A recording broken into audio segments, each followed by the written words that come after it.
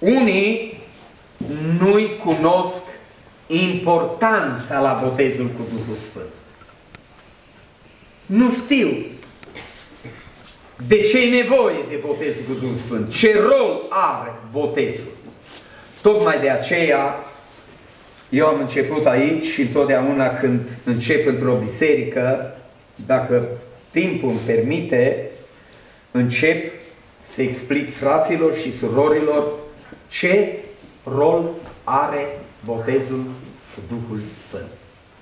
Și mă opresc aici cu piedicile în calea botezului cu Duhul Sfânt.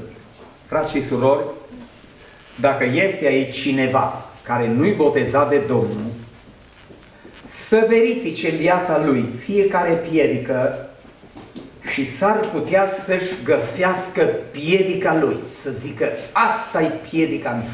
La mine v-am spus, era îndoială. Dar tot am stăruit înaintea Domnului, Domnul mi-a mărit credința și slăvit să fie Domnul că m-a botezat cu Duhul Sfânt. Nu mai avem timp să cântăm o cântare, că v-am spus data trecută că nu îmi place să depășesc numai când n-am ce să fac.